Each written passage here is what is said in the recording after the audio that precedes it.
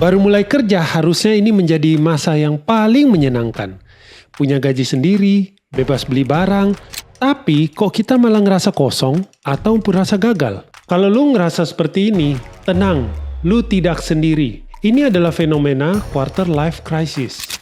Kalau lu kehilangan arah di usia 20-30 tahun, video ini mungkin bisa jadi solusi buat lu. Kita harus bicara. Halo, selamat malam. Halo malam. Terkait topik kali ini bro, gue jadi ingat sama temen gue nih. Dia umur 25, kan udah kerja di perusahaan bagus nih. Oke. Ibaratnya ya bisa dibilang udah mapan lah. Udah gitu. mapan. Masih jomblo juga. Jomblo. Jadi dia sebenarnya bisa ngatur uang dengan baik gitu.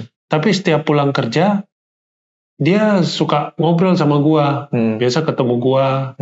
Ujung-ujungnya dia bilang, kok tetap ngerasa hampa gitu dalam hidupnya. Seperti nggak berkembang gitu loh. Nggak berkembang. Kok kayak gitu kok kedengarannya kayak kena quarter life crisis dia ya?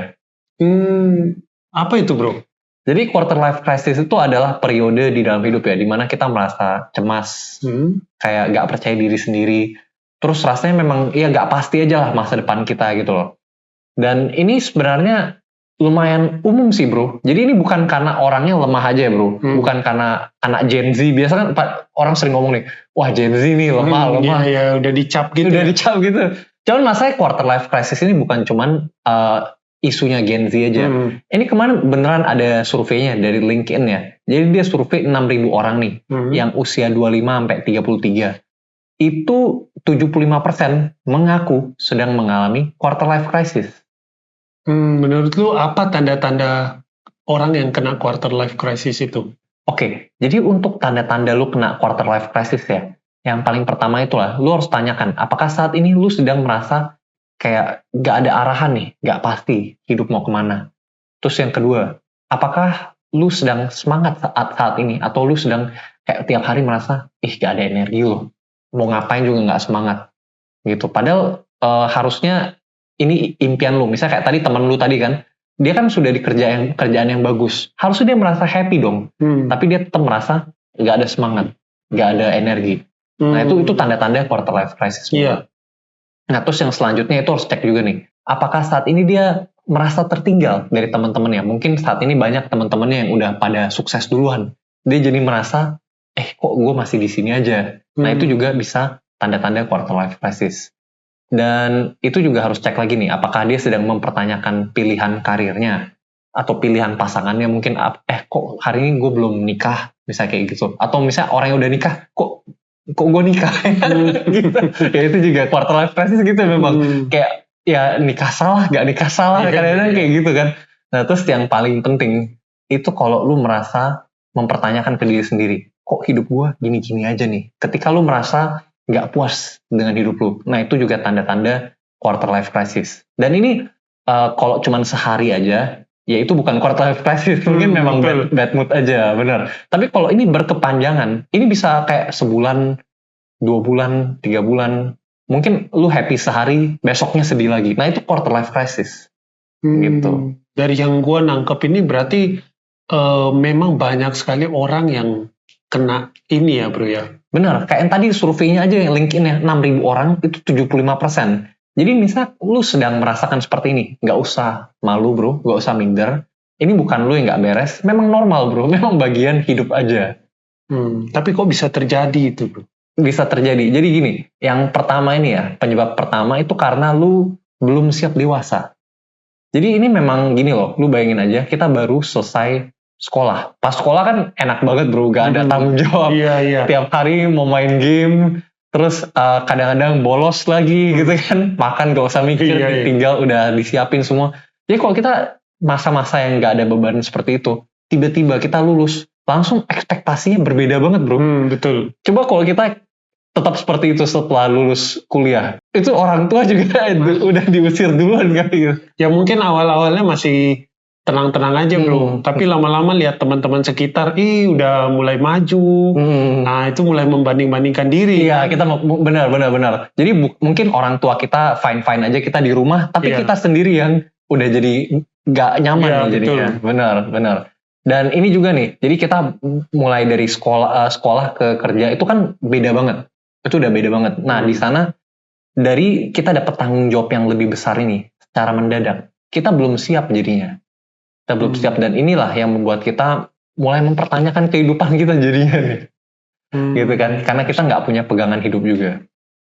Dan yang selanjutnya nih, itu juga mungkin karena tekanan sosial. Jadi tadi yang lu ngomong benar nih. Karena kita membanding-bandingkan diri dengan orang lain. Jadi misalnya kita lihat, wih, teman kita sudah punya bisnis besar, padahal kita masih karyawan biasa aja. Nah, kita jadi mempertanyakan diri dong, kok hidup gue gini, gitu. Dan yang atau misalnya dia udah nikah, kita belum. Atau misalnya kita nikah, dia belum, malah kita sama lah kayak gitu. Iya. Tetap aja ada yang kita selalu pertanyakan, kan? Ini karena hubungannya erat dengan poin selanjutnya. Karena identitas kita lemah juga, bro.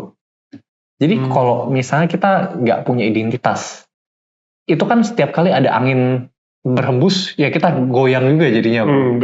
Kita lihat, kok jadi pebisnis enak ya, bisa banyak duitnya. Nah, kalau kita udah pebisnis, kita lihat, kok karyawan enak ya, mereka nggak usah mikirin minus bulan ini atau semacamnya, kan karyawan nggak usah minus, bro. Kan ya kayak gitu, bro. Jadi karena mereka nggak ada pegangan gitu loh. Padahal coba kalau kita punya identitas yang kuat, ya itu kan bisa jadi fondasi bagi kita. Jadi kalau ada apa-apa, ya kita nggak goyang kiri, goyang kanan, mikir sini, mikir sana gitu loh. Nah, bicara soal identitas nih, gue jadi kepikiran juga nih.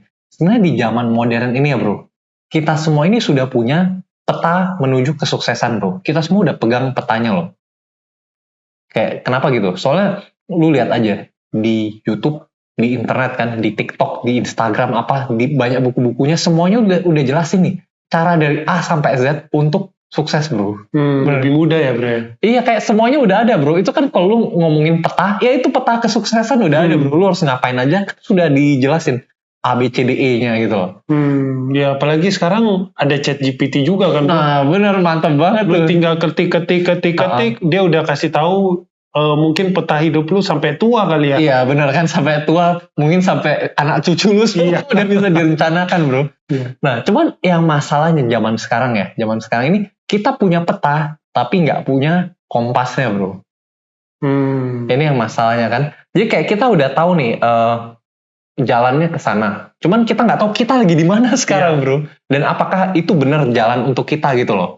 Kan karena belum tentu kita semua mau ke arah sana. Betul. Gitu. Jadi ini penting banget, kita harus punya pegangan. Pegangannya itu, kompasnya kita itu ya identitas. Oke deh, contohnya aja. Misalnya kita, ini kita udah kerja, punya banyak duit nih. Tapi kok duitnya habis terus? Kayak gak ada, hilang entah kemana gitu loh. Itu mungkin karena kita gak punya identitas yang benar juga. Jadi kita identitasnya itu masih ya pengen bersenang-senang aja. Kan? Padahal coba kalau kita punya identitas, ya kita ini pengen punya bisnis besar. Itu kita bakal otomatis lebih bagus manage uangnya juga. Ya, jadi lebih ada tujuan gitu ya, bro. Betul, lebih ada tujuan, lebih ke filter juga semuanya. Jadi apa yang kita lakukan semuanya udah ke filter sama identitas kita. Jadi itu jadi pegangan lah. Nah, terus ini juga selanjutnya gue mau ngomongin konsep penting nih di psikologi. Ada 2 nih, bro. Apa tuh? Yang pertama namanya self-concept. Jadi self-concept ini bagaimana kita memandang diri kita nih. Jadi kayak label-label seperti, ya saya ini orangnya kreatif. Saya ini orangnya ekstrovert, kan? Saya ini suka kerja keras, misalnya seperti itu. Itu kan self-concept nih, label-label yang mungkin orang lain lihat itu ke kita, dan kita juga lihat diri kita seperti itu. Cuman ini ada konsep kedua yang namanya self-awareness. Self-awareness itu kita sadar mengenai kenapa nih kita melihat diri kita seperti itu. Apa yang lebih dalamnya itu loh. Kita apakah ini benar atau enggak. Jadi ini setingkat lebih tinggi dari self-concept. Jadi dia mengerti self-concept-nya itu apa. Gitu. Bukan cuma asal terima aja. Masalahnya nih, bro, banyak orang yang stuck di self-concept aja. Mereka nggak mengembangkan self-awareness.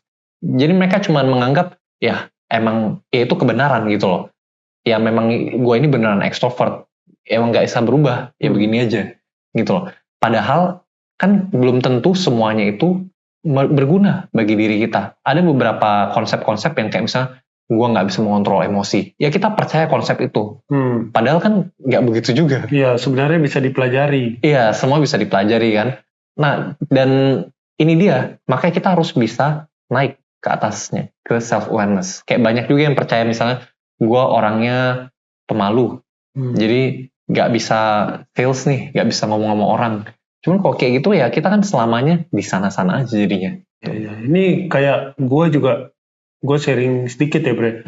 Dari kecil gue juga sebenarnya ngerasa bahwa sudah tertanam di dalam diri gue bahwa apapun yang gue lakukan pasti berhasil. Wih, mantep banget bro. Iya, dan itu gue alami dari kecil, SD, SMP, SMA, setiap apapun yang gue mau, itu pasti dapat. Wih, gile banget. Itu sudah tertanam di diri gue. Itu emang lu tanamkan sendiri atau emang lu secara sadar atau emang tiba-tiba ada gitu. Ada gitu. Iya. Wih gile, mungkin dari orang tua lu nih berarti jago banget nih membesarkannya. Benar-benar bagus banget. Nah cuman kebanyakan dari kita memang nggak gitu juga. Iya, kan kebanyakan dari kita itu malah ada yang dari kecil sampai besar merasa nggak mampu, merasa nggak percaya diri dan sebagainya itu. Nah makanya penting banget bro, gue bisa mengembangkan self awareness biar kita bisa tanamkan sendiri nih. Kayak tadi nilai yang tadi lu bilang bagus banget. Jadi percaya nih, setiap yang kita lakukan akan sukses. Iya. Dan ini kan ya kuat banget bro. Jadi lu bisa maju terus jadinya. Setiap ada rintangan lu hancurin jadinya. Gue setuju banget. Dan kalau kita percaya, seringkali orang agak yang minder gitu bro. Ketika dia melakukan sesuatu gak keluar 100%. Betul. Tapi kalau dia percaya saya bisa, dia bisa keluarin 100% tenaganya, keahliannya gitu. Malah 110%, 120 pokoknya gila bro. Keluar semua udah. Benar-benar. Nah menurut lu bro, berarti kan sebenarnya ini kita step pertama kita harus kenal diri dulu dong. Betul, kenal diri dulu. Menurut lu apa sih aspek-aspek kita butuh apa sih untuk supaya bisa kenal diri gitu? Jadi yang pertama ya, kita harus ya sering-sering review aja sih bro. Jadi kayak mungkin setiap minggu, setiap bulan ya tentuin aja sendiri. Pokoknya coba tanya aja ke diri sendiri. Kenapa gue berpikir seperti ini? Misalnya kalau misalnya setiap kali lu merasa pemalu, coba lu tanyain aja, kenapa gue merasa gue pemalu? Apakah itu benar atau ini cuman konsep yang ditanamkan oleh orang sekitar aja? Mungkin dulu lu pernah pada saat kecil maju ke depan terus diketawain misalnya. Sejak saat itu lu jadi takut nih ke depan umum. Nah itu kan bukan lu pemalu, cuman itu pas kecil lu ditanamkan begitu aja, kan? Dan lu tanyakan aja, nggak apa-apa. Kalau memang seperti itu lu terima aja, karena ini memang bagian dari hidup lu. Tapi apakah tanyakan lagi, apakah ini memang kedepannya jalan yang benar bagi lu? Betul. Jadi nggak apa-apa. Kayak gini kalau perlu lu ngomongin aja sama orang yang bisa lu percaya juga, gitu kan? Jadi pokoknya semua identitas yang ada saat ini, coba lu pertanyakan aja lagi deh. Jangan lu terima bulat-bulat begitu aja. Kan karena banyak yang kita secara nggak sadar nih, dan nggak semuanya itu baik bagi kita. Gitu. Dan yang kedua, coba sering-sering eksperimen aja sih bro. Eksperimen apa tuh bro? Eksperimennya jadi contohnya gini loh bro. Kayak kita itu sebenarnya dalam hati juga sudah ada keinginan nih untuk kita udah ada panggilan ke arah identitas kita yang sebenarnya. Cuman kadang-kadang kita ragu-ragu nih. Kayak misalnya pemalu nih. Kembali lagi orang introvert. Sebenarnya orang introvert tuh kadang-kadang pengen punya lebih banyak teman nih. Cuman mereka nggak tahu mau mulai dari mana. Nah, coba eksperimen aja deh. Eksperimen misalnya, coba gabung ke organisasi. Biar bisa ketemu lebih banyak orang. Gitu kan. Atau coba misalnya minta ke atasan untuk kerjaan yang lebih banyak ketemu orang. Yang seperti itu jadi nggak apa-apa. Coba aja dulu. Siapa tahu ternyata ya selama ini identitas kita itu bukan yang kita percaya gitu. Malah kita begitu coba, ternyata ini diri gue yang sesungguhnya. Gitu. Jadi coba eksperimen aja nggak apa-apa. Kalau emang nggak cocok, ya nggak apa-apa kan. Tinggal diubah aja lagi. Iya. Jadi pola pikir kita harus lebih terbuka juga, bro. Ya? Betul, terbuka juga. Dan yang ketiga nih, ini gue saranin coba pakai tes psikologi aja. Ada 2 tes yang gue saranin. Yang pertama ini namanya Ocean Test. Jadi dari Ocean Test ini, dia akan ngetes diri kita dari 5 aspek nih, 5 dimensi. Jadi itu tesnya gampang banget ya. Itu ada di internet, nanti kita share di kolom deskripsi juga ya. Jadi nanti di sana tinggal lakukan aja tesnya, jawab pertanyaan nih, setuju atau nggak setuju. Itu ada 120 pertanyaan kan. Jadi dijawab aja semuanya. Nanti setelah selesai, itu akan kelihatan nih kepribadian kita saat ini gimana. Dan ini penting banget. Penting banget kenapa? Karena ini bisa, dengan ini kita bisa lebih mudah juga mengira-ngira identitas kita yang sebenarnya. Jadi kayak ternyata bisa jadi loh, lu kira selama ini lu pemalu. Tapi lu coba kalau lu jalanin Ocean Test ini kelihatan. Sebenarnya lu itu sebenarnya lu extrovert bro, lu suka ngomong sama orang. Cuman lu dikekang sama identitas lu aja. Bisa jadi seperti itu. Atau misalnya ini juga bisa dipakai buat nentuin arah hidup ke depannya. Jadi arah hidup yang lebih pas lah. Kayak contoh gini, di Ocean Test dia bisa ngetes seberapa negatif thinking lu. Dan ini nggak apa-apa. Kalau emang skor lu agak tinggi di negative thinking ya, itu memang nggak apa-apa. Itu artinya lu lebih kritis. Lu lebih kritis aja. Cuman kalau misalnya lu kritis dan lu kerja di kerjaan-kerjaan yang pressure-nya lebih tinggi, ya itu kan membuat lu sering mempertanyakan hidup jadinya bro. Kayak misalnya lu kerja di sales atau di mana, pokoknya yang setiap hari lu harus ditekan terus, itu kalau emang skor negative thinking lu lebih tinggi, ya itu buat lu lebih gampang kena quarter life crisis jadinya. Gitu. Jadi ini bisa jadi bahan pertimbangan. Itu kan Ocean Test kepribadiannya. Yang selanjutnya, gue saranin juga coba yang namanya 20 Statement Test. Jadi gini, tesnya sih gampang banget. Jadi itu tinggal tulis aja 20 kalimat, saya adalah apa. Misalnya contohnya gini aja, saya adalah orang yang suka membaca buku. Saya adalah orang yang pemalu. Gitu. Jadi pokoknya tulis aja statement mengenai diri lu sendiri. Kan tulis 20. Nah, dari setelah kita lakukan ini nih, itu nanti bakal keluar pola-pola yang sebelumnya kita nggak sadari nih. Karena kita harus gali dalam banget kan bro. Jadi itu 20 statement lumayan dalam tuh. Jadi pasti lama-kelamaan lu bakal kehabisan ide juga. Apa nih selanjutnya? Nah jadi itu bakal keluarnya yang dalam. Nah nanti kita bisa lihat juga ada polanya di sana. Contohnya bisa jadi lu lihat, kok semuanya statementnya negatif-negatif nih. Kayak misalnya saya orang pendek, saya nggak suka bergaul. Ya yang kayak gini kan berarti lihat, ternyata selama ini saya membatasi diri saya sendiri. Kalau ternyata orangnya katek beneran gitu. Jangan, misalnya gini loh bro. Itu walaupun begitu, itu kan cuma 20 statement bro. Kalau misalnya sampai dia beneran nulis dia katek di statementnya, berarti itu salah satu core identity-nya dia juga. Itu yang benar-benar dia percaya. Iya. Kayak misalnya gue di 20 statement gue nggak bakal tulis gue sipit bro. Iya kan? Maksudnya gue beneran sipit. Cuman gue rasa itu bukan identity gue yang penting-penting banget gitu. Jadi nggak masuk. Cuman kalau sampai lu beneran tulis, berarti itu penting gitu. Gitu. Dan ini nggak apa-apa. Jadi kalau lu lakukan ini 20 statement itu lu gali dalam banget nih. Jadi mungkin di 15 statement pertama lumayan mudah nih. Cuman begitu sampai 16 lu mulai mikir kan, apalagi nih? Apalagi. Nah dari sana mulai keluar yang sebelum ini ternyata ini bagian dari identitas gue yang gak gue sadari. Itu kemarin gue pas cobain juga gue mulai nyadar nih kayak ternyata gue lihat diri gue seperti ini nih gitu. Oke. Nah menurut lu nih bro, identitas itu kan penting banget. Kalau orang yang belum tahu identitasnya apa dan sekarang lagi mencari, apa sih hal yang perlu diperhatikan? Nah, ini bagus juga. Jadi kembali lagi ya, di sini untuk menentukan identitas itu ada perangkapnya juga, bro. Apa itu? Ya, perangkapnya itu lu jangan nentuin identitas berdasarkan label aja. Label yang cetek kayak misalnya tadi itu, ya saya itu orangnya pemalu.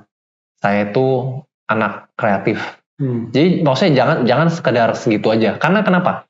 Kalau setiap kali kita pasang label seperti itu juga akan otomatis mengekang kita nih. Kenapa? Karena itu label-label itu dia membatasi juga. Kayak contohnya saya anak kreatif. Jadi kadang-kadang kalau kita merasa seperti itu, kita kalau lihat akuntansi atau keuangan dan sebagainya, kita mikir, wah, saya anak kreatif, saya nggak mau belajar ini nih, karena nggak nyambung. Jadi lebih tertutup ya bro. Lebih tertutup jadinya kalau label-label seperti itu. Jadi pentingnya kita harus bikin identitas kita berdasarkan nilai-nilai nih. Nilai-nilai yang memang benar-benar kuat. Kayak contohnya ya kejujuran misalnya kayak gitu.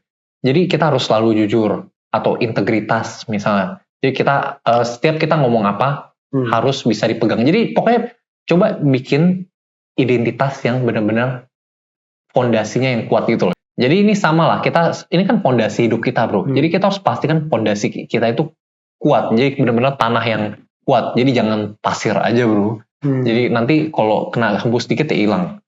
Jadi gimana nih caranya kita tahu nilai-nilai yang kuat nih, nilai-nilai yang cocok sama kita. Jadi pertama coba aja deh cari momen paling emosional dalam hidup kita. Jadi coba aja momen gimana kita paling marah, paling kecewa, paling bahagia, gitu kan. Itu adalah momen-momen yang menyentuh nilai terdalam kita nih. Jadi coba tanya aja lagi ke diri sendiri ya, itu momen seperti apa nih, gitu kan.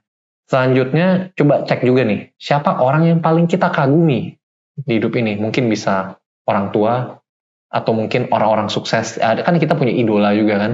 Nah kita coba cek aja, itu orang-orang yang kita kagumi, apa nilai yang paling mereka pegang. Itu juga kemungkinan besar nilai yang paling penting bagi kita. Seperti itu. Dan yang selanjutnya juga ya, pokoknya cek aja deh, apa keputusan paling, yang lu rasa paling benar nih di dalam hidup lu. Coba tanya lagi.